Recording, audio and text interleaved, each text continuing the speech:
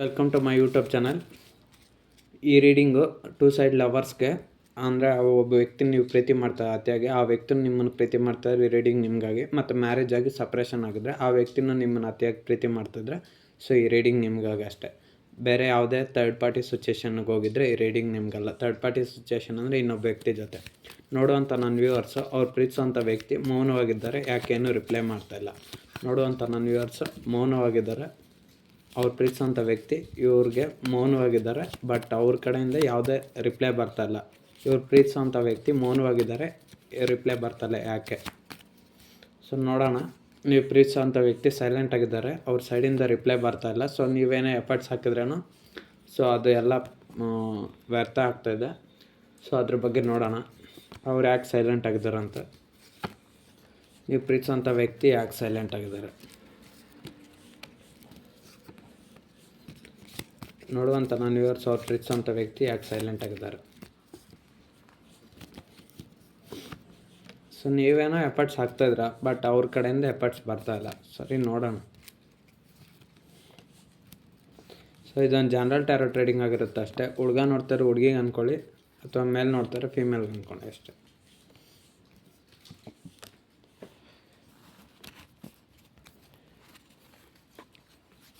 So ನೀವು ಪ್ರೀತಿಸೋಂಥ ವ್ಯಕ್ತಿ, ನೀವು ಪ್ರೀತಿ ಮಾಡ್ತಾಯಿದ್ರೆ ಅವರು ಪ್ರೀತಿ ಮಾಡ್ತಾಯಿದ್ದಾರೆ.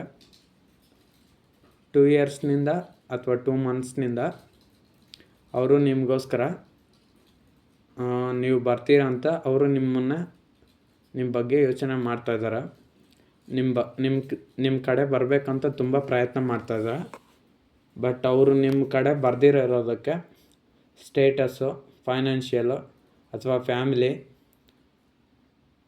ಅಥವಾ ಇನ್ಯಾರೋ, ಅಥವಾ ಇನ್ಯಾವುದೇ ಸಂಬಂಧಗಳು, ಅಥವಾ ಇನ್ಯಾವುದೇ ಪರ್ಸ್ನಲ್ ಪ್ರಾಬ್ಲಮ್ಸು, ಅಥವಾ ಅವ್ರ ಹೆಲ್ತ್ ಪ್ರಾಬ್ಲಮ್ಸು, ಅಥವಾ ಅವ್ರ ಒಂದು ಜಾಬ್ ಪ್ರಾಬ್ಲಮ್ಸು, ಅವ್ರ ಫ್ಯಾಮ್ಲಿ ಯಾರೋ ಒಂದು ಅಡ್ಡಗೋಡೆಯಾಗಿ ನಿಂತಿದ್ದಾರೆ.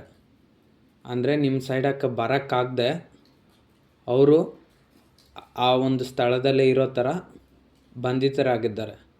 ಸೊ ಅದಕ್ಕೆ ನಿಮ್ಮ ವ್ಯಕ್ತಿ ನಿಮ್ಮ ಸೈಡ್ ಬರೋಕ್ಕಾಗದೆ, ಯಾವುದೇ ಎಫರ್ಟ್ಸ್ ಹಾಕೋಕ್ಕಾಗದೆ ಯೋಚನೆ ಮಾಡ್ತಾಯಿದ್ದಾರೆ. ಅವ್ರಿಗೆ ಯಾವುದೇ ಅಂತ ಒಂದು ಪರಿಸ್ಥಿತಿ, ಅಂದರೆ ದುಡ್ಡಿನಲ್ಲಿ ಕೊರತೆ ಇಲ್ಲ, ಹಣದಲ್ಲಿ ಕೊರತೆ ಇಲ್ಲ, ಅವ್ರ ಫ್ಯಾಮಿಲಿ ಪ್ರೀತಿನೂ ಅವ್ರಿಗೆ ಸಿಕ್ಕಿದೆ, ಮತ್ತು ಅವರು ಒಳ್ಳೆ ಡ್ರೆಸ್ಸಿಂಗ್ ಸ್ಟೈಲಲ್ಲೂ ಇದ್ದಾರೆ. ಸೊ ಅವ್ರಿಗೆ ಒಳ್ಳೆ ಅಧಿಕಾರನೂ ಐತೆ, ಬುದ್ಧಿವಂತಿಕೆನೂ ಐತೆ. ಸೊ ಎಲ್ಲ ಇದೆ, ಬಟ್ ಎಮೋಷ್ನಲ್ ಫೀಲಿಂಗ್ಸ್ ಒಂದು ಅವ್ರಿಗೆ ಸಿಕ್ಕಿಲ್ಲ ಅಷ್ಟೇ. ಸೊ ಆ ಎಮೋಷ್ನಲ್ ಪ್ರೀತಿನ ಅವರು ನಿಮ್ಮ ಸೈಡ್ ನೋಡ್ತಾ ಇದ್ದಾರೆ, ಯಾಕಂದರೆ ಆ ವ್ಯಕ್ತಿ ನಿಮ್ಮನ್ನು ಪ್ರೀತಿ ಮಾಡ್ತಾಯಿದ್ದಾರೆ, ನೀವು ಅವ್ರನ್ನ ಅಷ್ಟೇ ಪ್ರೀತಿ ಮಾಡ್ತಾಯಿದ್ರ. ಸೊ ಅದಕ್ಕೆ ಅವರು ಅಷ್ಟೇ ನಿಮ್ಮ ಪ್ರೀತಿ ಅವ್ರಿಗೆ ಸಿಗಲಿಲ್ಲ ಅಂತ, ಅಥವಾ ನಿಮ್ಮ ಪ್ರೀತಿ ಅವ್ರಿಗೆ ಸಿಗಲಿಲ್ಲ ಅಂತ ಅವರು ಕೂಡ ಅಷ್ಟೇ ತುಂಬ ಯೋಚನೆ ಮಾಡ್ತಾಯಿದ್ದಾರೆ. ಸೊ ನಿಮ್ಮ ಸೈಡ್ ಬರಬೇಕಂತ ಅವ್ರು ತುಂಬ ಯೋಚನೆ ಮಾಡ್ತಾಯಿದ್ದಾರೆ. ಬಟ್ ಅವರ ಒಂದು ಪ್ರಾಬ್ಲಮ್ಸ್, ಅವರೊಂದು ರೆಸ್ಪಾನ್ಸಿಬಿಲಿಟಿ ಅವ್ರನ್ನ ತಡೀತಾ ಇದೆ. ಅವ್ರ ಫ್ಯಾಮ್ಲಿ ಆಗಿರ್ಬೋದು, ಅವ್ರ ಜಾಬ್ ಆಗಿರ್ಬೋದು, ಅಥವಾ ಅವ್ರ ಸ್ಟೇಟಸ್ ಆಗಿರ್ಬೋದು, ಅವ್ರ ಫೈನಾನ್ಷಿಯಲ್ ಒಂದು ಇದಾಗಿರ್ಬೋದು. ಸೊ ಯಾವುದೋ ಒಂದು ಅವ್ರ ನಿಮ್ಮ ಸೈಡ್ ಬರ್ತಾ ಇರೋ ಹಾಗೆ ತಡೀತಾ ಇದೆ. ಸೊ ನಿಮಗೂ ಅವ್ರಿಗೂ ತುಂಬ ಡಿಫ್ರೆನ್ಸ್ ಅನ್ನೋದೈತೆ. ಅದು ಏಜ್ ಆಗಿರ್ಬೋದು, ಕ್ಯಾಸ್ಟ್ ಆಗಿರ್ಬೋದು, ಕಲ್ಚರ್ ಆಗಿರ್ಬೋದು, ಫ್ಯಾಮ್ಲಿ ಒಂದು ಸ್ಟೇಟಸ್ ಆಗಿರ್ಬೋದು. ಸೊ ಲಾಟ್ ಆಫ್ ಡಿಫ್ರೆನ್ಸ್ ಐತೆ. ಸೊ ಆದರೂ ಅವ್ರು ನಿಮ್ಮ ಸೈಡ್ ಬರಬೇಕಂತ ನಿಮ್ಮ ಕಡೆನೇ ತುಂಬ ಕಾನ್ಸಂಟ್ರೇಷನ್ನಾಗಿ ಯೋಚನೆ ಮಾಡ್ತಾಯಿದ್ದಾರೆ. ಸೊ ಅವ್ರ ಲೈಫಲ್ಲಿ ತುಂಬ ಕಷ್ಟಗಳೈತೆ, ಬಟ್ ಆದರೂ ಅವರು ಆ ಎಲ್ಲ ಕಷ್ಟಗಳನ್ನು ಮತ್ತೆ ಸಾಲ್ವ್ ಮಾಡಿಕೊಂಡು ನಿಮ್ಮ ಬಗ್ಗೆ ಯೋಚನೆ ಅನ್ನೋದು ಮಾಡ್ತಾಯಿದ್ದಾರೆ. ನೀವು ಅಂದ್ಕೊತಾ ಇದ್ದೀರಾ ನಿಮ್ಮ ವ್ಯಕ್ತಿ ನಿಮ್ಮ ಬಗ್ಗೆ ಯೋಚನೆ ಮಾಡ್ತಾಯಿಲ್ಲ ಅಂತ. ಅವ್ರು ನಿಮ್ಮಿಂದ ದೂರ ಇದ್ದಾರೆ, ನೋ ಕಾಂಟ್ಯಾಕ್ಟಲ್ಲಿದ್ದಾರೆ, ಲಾಂಗ್ ಡಿಸ್ಟೆನ್ಸಲ್ಲಿದ್ದಾರೆ, ಸಪ್ರೇಷನಲ್ಲಿದ್ದಾರೆ. ಬಟ್ ಆದರೂ ಅವರು ಅಷ್ಟೇ ದೂರದಿಂದನೇ ನಿಮ್ಮ ಬಗ್ಗೆ ಯೋಚನೆ ಮಾಡ್ತಾಯಿದ್ದಾರೆ. ಜಸ್ಟಿಸ್ ಟ್ಯಾರೋಟ್ ಕಾರ್ಡ್ ಬಂದಿದೆ. ಸೊ ಇದ್ರ ಕಾರ್ಡ್ ಪ್ರಕಾರ ಏನು ಅಂದರೆ, ನೀವು ಪ್ರೀತಿಸಿದಂಥ ವ್ಯಕ್ತಿಗೂ ಮತ್ತು ನಿಮಗೂ ತುಂಬ ಗಲಾಟೆ ಅನ್ನೋದಾಗಿದೆ, ಫೈಟಿಂಗ್ಸ್ ಆಗಿದೆ, ಆರ್ಗ್ಯುಮೆಂಟ್ಸ್ ಆಗಿದೆ, ತುಂಬ ನೋವಾಗಿದೆ, ಮತ್ತು ನೀವಿಬ್ಬರೇ ಸಪ್ರೇಷನ್ ಆಗಿದ್ರ. ಸೊ ನಿಮಗೆ ಒಬ್ಬರಿನಿಂದ ಒಬ್ಬರಿಗೆ ತುಂಬ ಪ್ರೀತಿ ಅನ್ನೋದು ಸಿಗ್ತಾಯಿಲ್ಲ. ಸೊ ಒಬ್ಬರು ಪ್ರೀತಿಯಲ್ಲಿ ಆಲ್ರೆಡಿ ಬ್ರೇಕಪ್ಪು, ಮೋಸ ಅನ್ನೋದು ಹೋಗಿದ್ದೀರ, ಅಥವಾ ಇಬ್ಬರು ಪ್ರೀತಿಯಲ್ಲಿ ಬ್ರೇಕಪ್ಪು, ಮೋಸ ಅನ್ನೋದಾಗಿರ್ಬೋದು.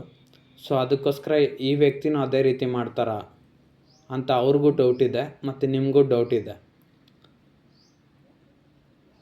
ಸೊ ಅದರಿಂದ ನೀವೇನು ಮಾಡ್ತಾಯಿದ್ರಿ ಅಂದ್ರೆ ಇವ್ರನ್ನಾದರೂ ಅಟ್ಲೀಸ್ಟ್ ಉಳಿಸ್ಕೊಬೇಕು. ಸೊ ನಾನು ಇವ್ರನ್ನ ಜೆನ್ಯೂನಾಗಿ ಪ್ರೀತಿ ಮಾಡಿದ್ದೀನಿ, ಸೊ ಇವ್ರನ್ನಾದರೂ ನನ್ನ ಲೈಫಲ್ಲಿ ತಗೊಂಬರಬೇಕು. ಸೊ ನನ್ನ ಲೈಫಲ್ಲಿ ನನಗೆ ನ್ಯಾಯ ಅನ್ನೋದು ಸಿಗಲಿ. ಸೊ ಇವಾಗ ಫ್ಯಾಮ್ಲಿನ ಬಿಟ್ಟು ಇವ್ರ ಸೈಡು ಹೋಗೋಕ್ಕಾಗಲ್ಲ, ಅಥವಾ ಜಾಬ್ ಬಿಟ್ಟು ಇವ್ರ ಸೈಡು ಹೋಗೋಕ್ಕಾಗಲ್ಲ, ಅಥವಾ ಹೋದ್ರೂ ಪ್ರಾಬ್ಲಮ್ಸ್ ಬರುತ್ತೆ, ಪರ್ಸ್ನಲ್ ಪ್ರಾಬ್ಲಮ್ಸ್ ಬರುತ್ತೆ ಅಂತ ಅವರು ಅಷ್ಟೇ. ಸೊ ಎಲ್ಲವೂ ಅವ್ರಿಗೆ ಸಿಗಲಿ ಅಂತ ಅವರು ಎಫರ್ಟ್ಸ್ ಹಾಕ್ತಾಯಿದ್ದಾರೆ. ಅಂದರೆ ಅವ್ರ ಫ್ಯಾಮಿಲಿನೂ ಸಿಗಲಿ ಮತ್ತು ನೀವು ಸಿಗಲಿ. ಸೊ ಯಾವುದೇ ಒಂದು ಲಾಸ್ ಆದ್ರೂ ನನಗೆ ಅನ್ಯಾಯ ಅನ್ನೋದಾಗುತ್ತೆ ಅಂತ ಅವರು ಅವ್ರಿಗೆ ಗೊತ್ತಿರೋಂಥ ದೇವ್ರ ಹತ್ರನೋ ಅವ್ರ ಫ್ರೆಂಡ್ಸ್ ಹತ್ರನೋ ಯಾರ ಹತ್ರನೋ ಸಲಹೆ ಕೇಳ್ತಾಯಿದ್ದಾರೆ, ಮತ್ತು ದೇವರು ಕೂಡ ಪ್ರಾರ್ಥನೆ ಮಾಡ್ತಾಯಿದ್ದಾರೆ. ಅಂದರೆ ಈ ಪ್ರೀತಿಯಲ್ಲಿ ಅವ್ರಿಗೆ ನ್ಯಾಯ ಅನ್ನೋದು ಸಿಗಲಿ ಅಂತ ಅವರು ಅದಕ್ಕೋಸ್ಕರ ಸೈಲೆಂಟಾಗಿ ಹೋಗ್ಬಿಟ್ಟಿದ್ದಾರೆ. ಸೊ ನಿಮ್ಮ ಕಡೆನೂ ಅವ್ರು ಅದಕ್ಕೆ ಯಾವುದೇ ಥರದ ಎಫರ್ಟ್ಸ್ ಆಗ್ತಾಯಿಲ್ಲ. ಎಫರ್ಟ್ಸ್ ಹಾಕಿದಷ್ಟು ಅವ್ರಿಗೆ ಪ್ರಾಬ್ಲಮ್ಸ್ ಅನ್ನೋದು ಬರ್ತಾಯಿದೆ. 8 ಆಫ್ ಪೆಂಟಿಕಲ್ಸ್ ಟ್ಯಾರೋಟ್ ಕಾರ್ಡ್ ಏನು ಹೇಳುತ್ತಂದರೆ,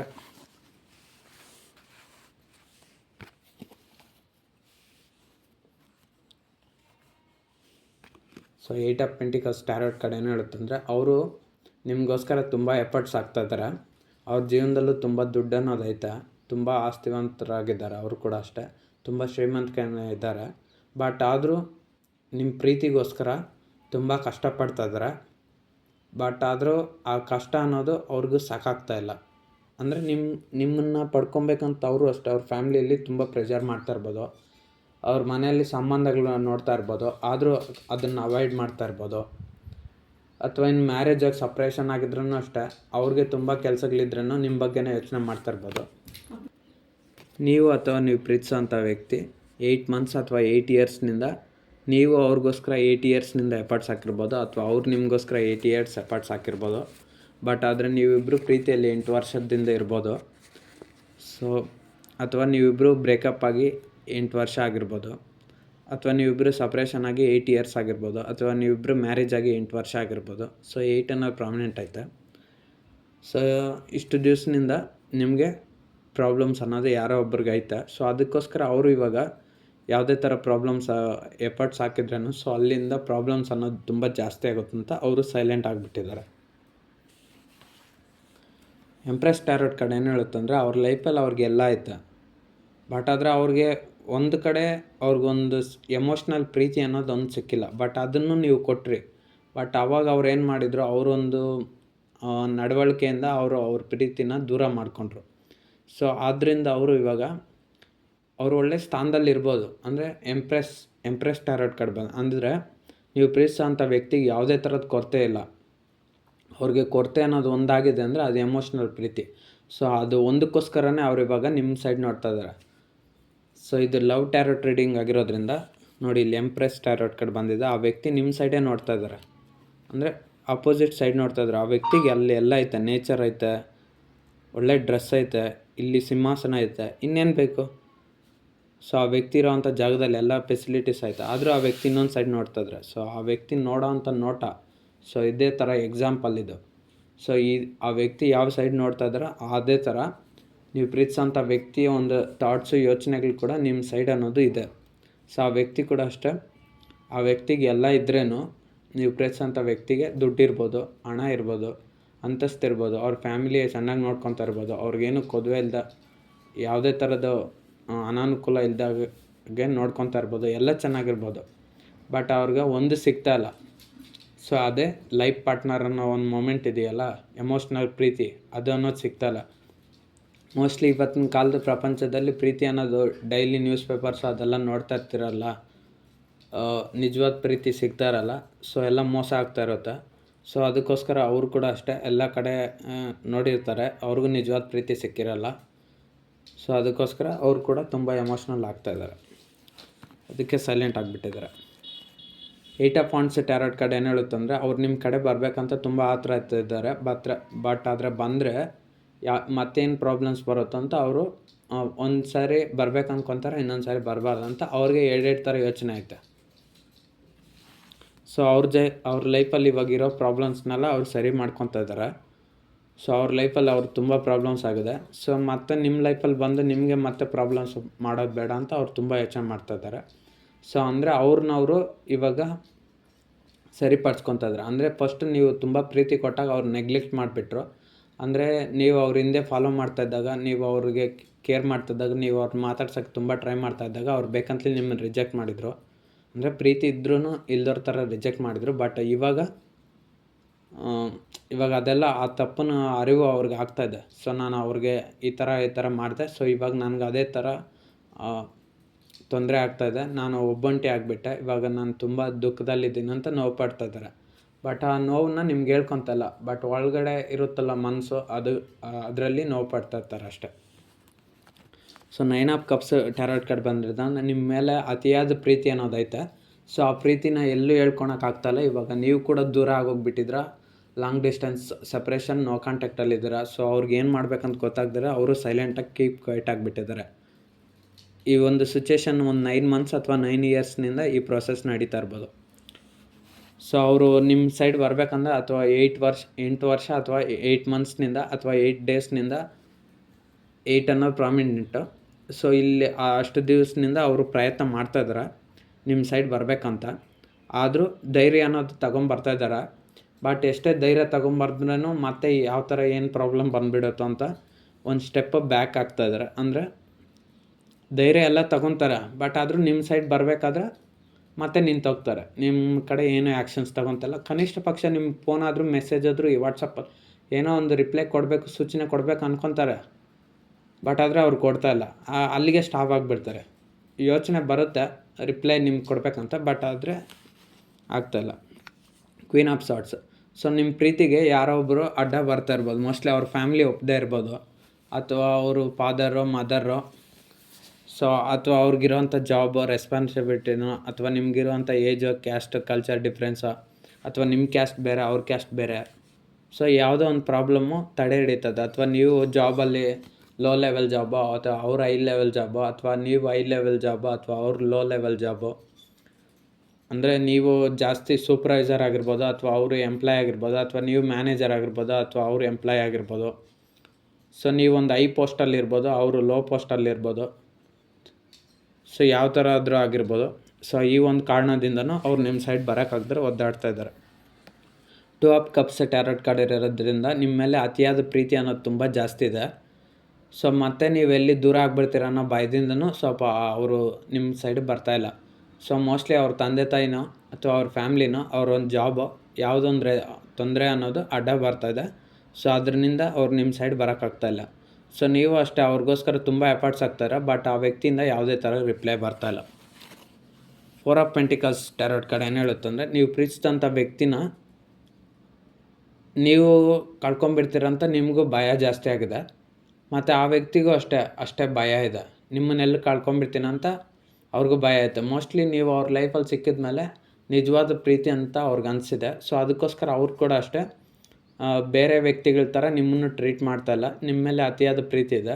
ಸೊ ನಿಮ್ಮನ್ನು ಕಳ್ಕೊಳಕ್ಕೆ ಅವರು ಇಷ್ಟಪಡ್ತಾಯಿಲ್ಲ. ಸೊ ನಿಮ್ಮನ್ನೆಲ್ಲಿ ಕಳ್ಕೊಂಬಿಡ್ತೀನಿ ಅನ್ನೋ ಭಯ ಅನ್ನೋದು ಅವ್ರ ಮನಸ್ಸಲ್ಲೂ ಕೂಡ ತುಂಬ ಇದೆ. ಸೊ ನೀವಿಬ್ಬರು ಇವಾಗ ದೂರ ಆಗಿರೋದ್ರಿಂದ, ಅಂದರೆ ನೀವು ಯಾವುದೋ ಒಂದು ಥರ್ಡ್ ಪಾರ್ಟಿ ಸಿಚುವೇಶನ್ ಯಾವುದೇ ಆಗಿರ್ಬೋದು, ಕೆರಿಯರು, ಫ್ಯಾಮ್ಲಿ, ಜಾಬು, ಅಥವಾ ಹೆಲ್ತ್ ಇಶ್ಯೂಸು, ಅಥವಾ ನಿಮ್ಮಿಬ್ಬರ ಮಧ್ಯೆ ಮಿಸ್ಅಂಡರ್ಸ್ಟ್ಯಾಂಡಿಂಗು, ಅಥವಾ ಏನಾದರೂ ತಪ್ಪು ಮಾಹಿತಿಗಳು ನಿಮ್ಗೆ ಯಾರಾದರೂ ಹೇಳಿರ್ಬೋದು. ಸೊ ಅಥವಾ ನಿಮ್ಮಿಬ್ಬರನ್ನು ಬೇರೆ ಯಾರಾದರೂ ದೂರ ಮಾಡಿರ್ಬೋದು, ಸೊಸೈಟಿ ಪ್ರಾಬ್ಲಮ್ಸ್, ಅಥವಾ ನಿಮ್ಮಿಬ್ಬರ ಮಧ್ಯೆ ಯಾರಾದರೂ ಚಾಡಿ ಹೇಳಿ ನಿಮ್ಮ ಒಬ್ಬರಿನಿಂದ ಒಬ್ಬರನ್ನ ದೂರ ಮಾಡಿರ್ಬೋದು, ಏನೇ ಆಗಿರ್ಬೋದು. ಸೊ ಯಾವುದೋ ಒಂದು ಜಗಳ ಆಗಿ ನೀವಿಬ್ಬರು ದೂರ ಆಗಿದ್ರೆ, ಬಟ್ ಇವಾಗ ಸೊ ಒಬ್ಬರಿನಿಂದ ಒಬ್ಬರು ತುಂಬ ನೋವಲ್ಲಿದ್ದೀರ. ನೀವು ಅಷ್ಟೇ ತುಂಬ ನೋವು ಪಡ್ತಾಯಿದ್ದೀರ, ನಿಮ್ಮ ವ್ಯಕ್ತಿ ಕೂಡ ಅಷ್ಟೇ ತುಂಬ ನೋವಲ್ಲಿದ್ದಾರೆ. ಸೊ ಈ ಒಂದು ನೋವು ಯಾಕಾಯ್ತು ಅಂದರೆ ಥರ್ಡ್ ಪಾರ್ಟಿ ಸಿಚುವೇಶನ್, ಅದೇನೇ ಆಗಿರ್ಬೋದು, ಕೆರಿಯರೋ ಪ್ರಾಬ್ಲಮ್ಮು, ಥರ್ಡ್ ಪಾರ್ಟಿ ಇನ್ವಾಲ್ವ್ಮೆಂಟು, ಅಥವಾ ಇನ್ನೊಬ್ಬ ವ್ಯಕ್ತಿ ಯಾರೋ ಬಂದು ನಿಮ್ಮ ಪ್ರೀತಿಯಲ್ಲಿ ಕಲ್ಲಾಕಿರ್ಬೋದು. ಸೊ ಏನೋ ಒಂದು ಪ್ರಾಬ್ಲಮ್ ಬಂದು ನೀವಿಬ್ಬರು ಇವಾಗ ದೂರ ಆಗೋಗ್ಬಿಟ್ಟಿದ್ರ, ಅಥವಾ ನಿಮ್ಮಿಬ್ಬರು ಪ್ರೀತಿ ದೂರ ಆಗೋದಕ್ಕೆ ಯಾರೋ ಒಬ್ಬರು ಕಾರಣ ಆಗಿರ್ಬೋದು, ಅಥವಾ ಯಾರೋ ವ್ಯಕ್ತಿಗಳ ಕಾರಣ ಆಗಿರ್ಬೋದು. ಸೊ ಏನೋ ಒಂದು ರೀಸನ್ ಆಗಿ ನೀವಿಬ್ಬರು ಇವಾಗ ದೂರ ಆಗಿದ್ರೆ, ಬಟ್ ಒಬ್ಬರನ್ನ ಬಿಟ್ಟು ಒಬ್ರು ಇರೋಕ್ಕಾಗ್ತಾಯಿಲ್ಲ, ತುಂಬ ನೋವು ಪಡ್ತಾಯಿದ್ರ. ಆ ನೋವು ಹೆಂಗಿದೆ ಅಂದರೆ, ಆ ನೋವನ್ನು ನೀವು ಎಕ್ಸ್ಪ್ರೆಸ್ ಮಾಡೋಕ್ಕಲ್ಲ, ಅಷ್ಟೊಂದು ನೋವು ಪಡ್ತಾಯಿದ್ರ. ಸೊ ನಿಮ್ಗೆ ಎಷ್ಟೇ ಪ್ರಾಬ್ಲಮ್ಸ್ ಬಂದ್ರೂ, 7 ಆಫ್ ಪೆಂಟಿಕಲ್ಸ್ ಬಂದಿರೋದ್ರಿಂದ ನಿಮ್ಗೆ ಎಷ್ಟೇ ಪ್ರಾಬ್ಲಮ್ಸ್ ಬಂದರೆ, ನಿಮಗೆ ದುಡ್ಡಲ್ಲೂ ತುಂಬ ಪ್ರಾಬ್ಲಮ್ಸ್ ಬಂದುಬಿಟ್ಟಿದೆ ಇವಾಗ. ನೀವು ಪ್ರೀತಿಸಿದಂಥ ವ್ಯಕ್ತಿಯಿಂದ. ಆ ವ್ಯಕ್ತಿಗೂ ಅಷ್ಟೇ, ನೀವು ಪ್ರೀತಿಸಿದಂಥ ವ್ಯಕ್ತಿಗೆ ದುಡ್ಡು ಚೆನ್ನಾಗಿದ್ರೂ, ಇವಾಗ ಅವ್ರ ಲೈಫಲ್ಲಿ ಎಲ್ಲ ಚೆನ್ನಾಗಿದ್ರೂ ಅವ್ರಿಗೆ ಎಮೋಷ್ನಲ್ ಪ್ರೀತಿ ಅನ್ನೋದು ಹೊರಟಾಗಿದೆ. ಅವಾಗ ಅವ್ರ ಹತ್ರ ದುಡ್ಡಿತ್ತು, ಎಲ್ಲ ಇತ್ತು, ಎಮೋಷ್ನಲ್ ಪ್ರೀತಿ ಎಲ್ಲ ಎಲ್ಲ ಸಿಕ್ತು ಅವ್ರಿಗೆ. ಆದರೆ ನಿಮ್ಮ ಎಮೋಷ್ನಲ್ ಪ್ರೀತಿನ ಅವರು ನೆಗ್ಲೆಕ್ಟ್ ಮಾಡಿದರು. ಬಟ್ ಇವಾಗ ಅವ್ರಿಗೆ ಎಮೋಷ್ನಲ್ ಪ್ರೀತಿ ಅನ್ನೋದು ಬೇಕು ನೀವು ಪ್ರೀತಿಸೋಂಥ ವ್ಯಕ್ತಿಗೆ. ಇವಾಗ ಅವ್ರಿಗೆ ಎಮೋಷ್ನಲ್ ಪ್ರೀತಿ ಇಲ್ಲ. ನೀವೇನು ಮಾಡಿದ್ರಿ? ನೀವು ಪ್ರೀತಿಸೋಂಥ ವ್ಯಕ್ತಿಗೋಸ್ಕರ ಜಾಬ್ ಕಳ್ಕೊಂಡ್ರಿ, ಮನೇಲಿ ಗೌರವ ಕಳ್ಕೊಂಡ್ರಿ, ಮತ್ತು ಮನೇಲಿ ಜಗಳ, ಎಲ್ಲ ಕಡೆ ಜಗಳ, ಮತ್ತು ನಿಮ್ಮ ಲೈಫಲ್ಲೂ ನೆಮ್ಮದಿನ ಇಟ್ಕೊಂಡಿಲ್ಲ, ಶಾಂತಿ ಸಂತೋಷ ಯಾವುದ್ರಲ್ಲೂ ಇಲ್ಲ. ಸೊ ನೀವೆಲ್ಲದರಲ್ಲೂ ಲಾಸ್ ಆಗಿಬಿಟ್ರಿ. ಆದರೆ ನಿಮ್ಮ ಫೋಕಸ್ ಎಲ್ಲ ಯಾವುದ್ರ ಮೇಲೆ ಐತೆ? ನಿಮ್ಮ ವ್ಯಕ್ತಿ ಕಡೆನೇ ಐತೆ. ನೀವು ಪ್ರೀತಿಸಿದಂಥ ವ್ಯಕ್ತಿಗೋಸ್ಕರ ಎಲ್ಲವನ್ನು ಲಾಸ್ ಮಾಡ್ಕೊಂಡ್ರಿ. ಈಗ ಒಬ್ಬರಿಂದ ಒಬ್ಬರು ತುಂಬ ದೂರ ಆಗಿ ಇವಾಗ ಇಬ್ಬರು ನೋವಿನಲ್ಲಿದ್ದೀರ. ನೀವು ಪ್ರೀತಿಸಿದಂಥ ವ್ಯಕ್ತಿ ನಿಮಗೆ ದೂರ ಮಾಡಿ, ನಿಮ್ಮನ್ನು ಹರ್ಟ್ ಮಾಡಿ, ಅವರು ಅಷ್ಟೇ ಇವಾಗ ತುಂಬ ನೋವಿನಲ್ಲಿದ್ದಾರೆ. ನೀವು ಅಷ್ಟೇ ತುಂಬ ನೋವಿನಲ್ಲಿದ್ದೀರ. ಒಬ್ರಿಗೋಸ್ಕರ ಒಬ್ಬರು ಅಳ್ತಾ ಇದ್ದೀರ. ನೀವು ಅಳೋದನ್ನ ಯಾರಿಗೂ ಹೇಳ್ಕೊತಲ್ಲ, ಅವ್ರು ಅಳೋದನ್ನ ಅವರು ಯಾರಿಗೂ ಹೇಳ್ಕೊತಲ್ಲ. ಬಟ್ ಇಬ್ಬರು ಧೈರ್ಯವಂತರಾಗಿ ಒಬ್ಬರಿಂದ ಒಬ್ಬರು ಬಚ್ಚಿಟ್ಕೊಂಡಿದ್ರು. ಬಟ್ ಆದರೆ ಒಬ್ಬರಿಂದ ಒಬ್ಬರು ತುಂಬ ಪೇಯ್ನ್ ಅನ್ನೋದು ಅನುಭವಿಸ್ತಿದ್ರು. 10 ಆಫ್ ಸಾರ್ಡ್ಸ್ ಟಾರಟ್ ಕಾರ್ಡ್ ಬಂದಿರೋದ್ರಿಂದ ಅಲ್ಲಿ ಆ ವ್ಯಕ್ತಿ ಕೂಡ ಅಷ್ಟೇ ನಿಮ್ಗೆ ಹರ್ಟ್ ಮಾಡಿ ಇವಾಗ ಅವ್ರು ಕೂಡ ಅಷ್ಟೇ ತುಂಬ ನೋವು ಪಡ್ತಿದ್ರೆ. ಇಲ್ಲಿ ನೀವು ಕೂಡ ಅಷ್ಟೇ ಅವರಿಂದ ದೂರ ಆಗಿ ಇವಾಗ ನೀವು ಕೂಡ ನೋವು ಪಡ್ತಾಯಿದ್ರ. ನೈಟ್ ಆಫ್ ಸಾರ್ಡ್ಸ್ ಟಾರಟ್ ಕಾರ್ಡ್ ಬಂದಿರೋದ್ರಿಂದ ನೀವು ಅವ್ರನ್ನ ಪಡಿಬೇಕಂತ ತುಂಬ ಎಫರ್ಟ್ಸ್ ಹಾಕಿ ಹೋಗ್ತೀರಾ. ಬಟ್ ಆದರೆ ಅವ್ರ ಕಡೆಯಿಂದ ಯಾವುದೇ ರಿಪ್ಲೈ ಬರ್ತಾಯಿಲ್ಲ. ನೀವು ಪ್ರೀತಿಸಿದಂಥ ವ್ಯಕ್ತಿ ಕೂಡ ಅಷ್ಟೇ ನಿಮ್ಮ ಸೈಡ್ ಬರಬೇಕಂತ ತುಂಬ ಯೋಚನೆ ಮಾಡಿ ತುಂಬ ಬರ್ತಾರೆ. ಬಟ್ ಆದರೆ ಅವ್ರ ಫ್ಯಾಮಿಲಿ ಡಿಸ್ಟರ್ಬೆನ್ಸು, ಎಮೋಷ್ನಲ್ ಬ್ಯಾಲೆನ್ಸು, ಅಥವಾ ಕೆರಿಯರ್ ಪ್ರಾಬ್ಲಮ್ಮು, ಅಥವಾ ಪರ್ಸ್ನಲ್ ಪ್ರಾಬ್ಲಮ್ಸು, ಹೆಲ್ತ್ ಪ್ರಾಬ್ಲಮ್ಸು ಏನೋ ಒಂದು ಬಂದು ಅವ್ರು ಕೂಡ ಸ್ಟಾಪ್ ಆಗಿ ಮತ್ತೆ ವಾಪಸ್ ಹೊರಟೋಗ್ತಾರೆ. ಸೊ ಇದರಿಂದ ನಿಮ್ಮಿಬ್ಬರ ಮಧ್ಯೆ ಕ್ಲ್ಯಾಶಸ್ ಅನ್ನೋದಾಗ್ತದೆ. ಆದರೆ ಒಬ್ರನ್ನೊಬ್ಬರು ತುಂಬ ಸ್ಪೈ ಮಾಡ್ತಾಯಿದ್ರ. ನೀವು ವಾಟ್ಸಪ್ಪಾಗ ಅಥವಾ ಸೋಷಿಯಲ್ ಮೀಡಿಯಾ ಕಾಂಟ್ಯಾಕ್ಟ್ಸಲ್ಲಿ ಅಥವಾ ಅವರು ನಿಮ್ಗೆ ಗೊತ್ತಿದ್ರೆ, ಅವ್ರ ನಂಬರ್ ನಿಮ್ಗೆ ಗೊತ್ತಿದ್ರೆ, ನೀವು ಪ್ರತಿ ಕ್ಷಣ ಅವ್ರನ್ನ ಅಬ್ಸರ್ವ್ ಮಾಡಿ ನೋಡ್ತಾನೆ ಇದ್ದೀರ. ಅವರು ಅಷ್ಟೇ ನಿಮ್ಮ ಬಗ್ಗೆ ಯೋಚನೆ ಮಾಡ್ತಾನೆ ಇದ್ದಾರೆ, ನಿಮ್ಮ ಬಗ್ಗೆ ಥಿಂಕ್ ಮಾಡ್ತಾ ಇದ್ದಾರೆ. ನಿಮ್ಮೊಂದು ಫೋಟೋಸು, ನಿಮ್ಮೊಂದು ಇಮೇಜಸ್ಸು, ಅಥವಾ ನಿಮ್ಮೊಂದು ನಂಬರ್ಸು, ನಿಮ್ಮೊಂದು ವಾಟ್ಸಪ್ ಕಾಂಟ್ಯಾಕ್ಟ್ಸ್ ಗೊತ್ತಿದ್ದರೆ ಸೊ ಅದ್ರ ಬಗ್ಗೆ ಅವರು ಸರ್ಚ್ ಮಾಡಿ ತುಂಬ ನೋಡ್ತಾ ಇದ್ದಾರೆ. ಏಸ್ ಆಫ್ ವಾಂಡ್ಸ್ ಟಾರಟ್ ಕಾರ್ಡ್ ಬಂದಿರೋದ್ರಿಂದ ಮತ್ತೆ ಎಷ್ಟೆಲ್ಲ ಪ್ರಾಬ್ಲಮ್ಸ್ ಆದ್ರೂ ಮತ್ತೆ ನಿಮ್ಮ ಪ್ರೀತಿ ಮೊದಲನೇ ಯಾವ ಥರ ಐತಾ, ನೀವು ಪ್ರೀತಿಸೋ ವ್ಯಕ್ತಿಗೂ ಮತ್ತು ನಿಮ್ಮಿಬ್ಬರಿಗೂ ಎಷ್ಟೇ ಜಗಳಗಳಾಗಿ ಎಲ್ಲ ನೀವಿಬ್ಬರು ದೂರ ಆಗಿದ್ರೂ ಮತ್ತೆ ನಿಮ್ಮ ಪ್ರೀತಿ ಮೊದಲಿನ ಥರ ಸರ್ ಹೋಗ್ಬೇಕಂತ ಇಬ್ಬರು ಬಯಸ್ತಾ ಇದ್ರೆ, ಮತ್ತೆ ನೀವಿಬ್ಬರು ಒಂದಾಗಬೇಕಂತ ನೀವು ತುಂಬ ಎಫರ್ಟ್ಸ್ ಹಾಕ್ತಿದ್ರೆ. ಆ ವ್ಯಕ್ತಿನ ಎಫರ್ಟ್ಸ್ ಹಾಕ್ತಿದ್ರೆ, ನೀವು ಎಫರ್ಟ್ಸ್ ಹಾಕ್ತಾರೆ. ಅಲ್ಲಿ ಯಾವುದೋ ಒಂದು ಸಿಚುವೇಶನ್ ಅವ್ರ ಫ್ಯಾಮ್ಲಿಗೋಸ್ಕರ ನಿಮ್ಮನ್ನು ಬಿಟ್ಟಿರ್ಬೋದು, ಅಥವಾ ನಿಮ್ಮ ಫ್ಯಾಮ್ಲಿಗೋಸ್ಕರ ಅವ್ರನ್ನ ಬಿಟ್ಟಿರ್ಬೋದು, ಅಥವಾ ಯಾವುದೋ ಒಂದು ಪ್ರಾಬ್ಲಮ್ ಬಂದು ನೀವು ಅವ್ರನ್ನ ಬಿಟ್ಟಿರ್ಬೋದು, ಅಥವಾ ಅವ್ರು ಯಾವುದೋ ಒಂದು ಪ್ರಾಬ್ಲಮ್ ಬಂದು ನೀವು ದೂರ ಆಗಿರ್ಬೋದು, ಅಥವಾ ನಿಮ್ಮಿಬ್ಬರನ್ನು ಪರಿಸ್ಥಿತಿನೇ ದೂರ ಮಾಡಿರ್ಬೋದು, ಅಥವಾ ಬೇರೆ ವ್ಯಕ್ತಿಗಳು ಯಾರಾದರೂ ಆಗಲಿ ನಿಮ್ಮಿಬ್ಬರ ಒಂದು ಪ್ರೀತಿಗೆ ದೂರ ಆಗಿರ್ಬೋದು. ಯಾವುದೋ ಒಂದು ಪ್ರಾಬ್ಲಮ್ ಅನ್ನೋದು ಬಂದು ನೀವಿಬ್ಬರು ಇವಾಗ ಒಬ್ಬರಿಂದ ಒಬ್ಬರು ದೂರ ಆಗಿ ತುಂಬ ನೋವು ಪಡ್ತಾಯಿದ್ರ. ಸೊ ಈ ದೂರ ಎಲ್ಲ ಸರಿ ಹೋಗಿ ನೀವಿಬ್ಬರು ಮತ್ತೆ ಒಂದಾಗಿ ನಿಮ್ಮ ಜೀವನ ಸರಿ ಹೋಗ್ಲ ಅಂತ ನೀವು ಮತ್ತೆ ಇಷ್ಟೆಲ್ಲ ನೋವು ಪಟ್ಟರು, ಇಷ್ಟೆಲ್ಲ ಕಣ್ಣೀರಿಟ್ರು ನಿಮ್ಮ ವ್ಯಕ್ತಿ ನೀವು ಬಿಟ್ಕೊಡೋಕೆ ರೆಡಿ ಇಲ್ಲ. ಮತ್ತು ನಿಮ್ಮ ಲೈಫ್, ನಿಮ್ಮ ಒಂದು ಪ್ರೀತಿ ಮತ್ತೆ ಮೊದಲಿನ ಥರ ಸರಿ ಹೋಗ್ಲಿ ಅನ್ನೋದು ನಿಮ್ಮ ಒಂದು ಅಭಿಪ್ರಾಯ. ಇಲ್ಲಿ ನೋಡಿ, ಏಸ್ ಆಫ್ ವಾಂಡ್ಸ್, ಆ ಒಣಗೋಗಿರೋ ಒಂದು ಮರ ಕೂಡ ಕೈಯಲ್ಲಿ ಇಟ್ಕೊಂಡಿದ್ದಾರೆ, ಮತ್ತೆ ಚಿಗುರ್ತಾ ಇದೆ. ಸೊ ಇದೇ ಥರನೇ ಅಷ್ಟೇ ನಿಮ್ಮೊಂದು ಬಯಕೆನೂ ಅಷ್ಟೇ, ನಿಮ್ಮೊಂದು ಡಿಸೈರ್ ಕೂಡ, ಆಸೆ ಕೂಡ ಅದೇ. ನೀವು ಪ್ರೀತಿಸಿದಂಥ ವ್ಯಕ್ತಿ ಎಷ್ಟೇ ನಿಮ್ಗೆ ಹರ್ಟ್ ಮಾಡಿದ್ರೂ, ಎಷ್ಟೇ ತೊಂದರೆ ಕೊಟ್ರೂ, ಅಂದರೆ ಅವರೇನು ನಿಮ್ಗೆ ಹರ್ಟ್ ಮಾಡಿಲ್ಲ. ಸೊ ಅವ್ರು ನಿಮ್ಮಿಂದ ಯಾವುದೇ ಥರ ಆನ್ಸರ್ಸ್ ರಿಪ್ಲೈ ಕೊಡ್ದಿರೋದು ನಿಮ್ಮ ದೂರ ಮಾಡಿದ್ರೂ, ಅವ್ರು ಇವಾಗ ಬಂದ್ರೂ ನಾನು ಒಪ್ಕೊತೀನಿ ಅನ್ನೋ ಒಂದು ಮೊಮೆಂಟ್ ಸಿಚುವೇಷನಲ್ಲಿ ನೀವು ಇದ್ದೀರ. ಅವ್ರು ಕೂಡ ಅಷ್ಟೇ, ನೀವು ಬಂದ್ರೂ ನಾನು ಅಕ್ಸೆಪ್ಟ್ ಮಾಡ್ತೀನಿ, ಮತ್ತು ನನ್ನೊಂದು ಪ್ರಾಬ್ಲಮ್ಸು ಬೇಗ ಸಾಲ್ವ್ ಆಗಲಿ. ಸೊ ಮತ್ತೆ ನಾವಿಬ್ಬರು ಒಂದಾಗೋಣ ಅನ್ನೋ ರೀತಿಯಲ್ಲಿ ಅವರು ಕೂಡ ಅಷ್ಟೇ ಎಲ್ಲ ಪ್ರಾಬ್ಲಮ್ಸು ಸಾಲ್ವ್ ಆಗಲ್ಲ ಅಂತ ಅವ್ರ ಮೈಂಡ್ ಸೆಟ್ಟಲ್ಲೂ ಯೋಚನೆಯಲ್ಲೂ ಅದೇ ಥರ ಯೋಚನೆ ಮಾಡಿಕೊಂಡು ಅವರು ಕೂಡ ಸೈಲೆಂಟ್ ಆಗಿದ್ದಾರೆ. ಸೊ ಅಂದರೆ ನಿಮ್ಮಿಬ್ಬರ ಪ್ರೀತಿ ಮತ್ತೆ ಮೊದಲಿನ ಥರ ಯಾವ ರೀತಿ ಶುರು ಆದಾಗ ಚೆನ್ನಾಗಿತ್ತು ಅದೇ ರೀತಿ ಇರಲಿ ಅಂತ ಅವರು ಬಯಸ್ತಾ ಇದ್ದಾರೆ, ನೀವು ಬಯಸ್ತಾ ಇದ್ದೀರ ಅಷ್ಟೇ. ಸೊ ಅದಕ್ಕೆ ಅವರು ತುಂಬ ಸೈಲೆಂಟಾಗಿ ಹೋಗಿದ್ದಾರೆ, ನಿಮಗೇನು ರಿಪ್ಲೈ ಕೊಡ್ತಾಯಿಲ್ಲ. ಸೈಲೆಂಟಾಗಿ ಇರೋದ್ರಿಂದ ರಿಪ್ಲೈ ಯಾಕೆ ಕೊಡ್ತಾಯಿಲ್ಲ ಅಂದರೆ ಅದು ಥರ್ಡ್ ಪಾರ್ಟಿ ಸಿಚುವೇಷನ್ ಯಾವುದೋ ಒಂದು ಪ್ರಾಬ್ಲಮ್ಮು ತಡೆ ಹಿಡಿತಾ ಇದೆ. ಸೊ ಅದಕ್ಕೋಸ್ಕರ ಅವರು ನಿಮಗೆ ಯಾವುದೇ ಥರ ರಿಪ್ಲೈ ಕೊಡ್ತಾಯಿಲ್ಲ. ಸೊ ಅದಕ್ಕೆ ಅವ್ರು ಸುಮ್ಮನಾಗಿ ಹೋಗಿದ್ದಾರೆ.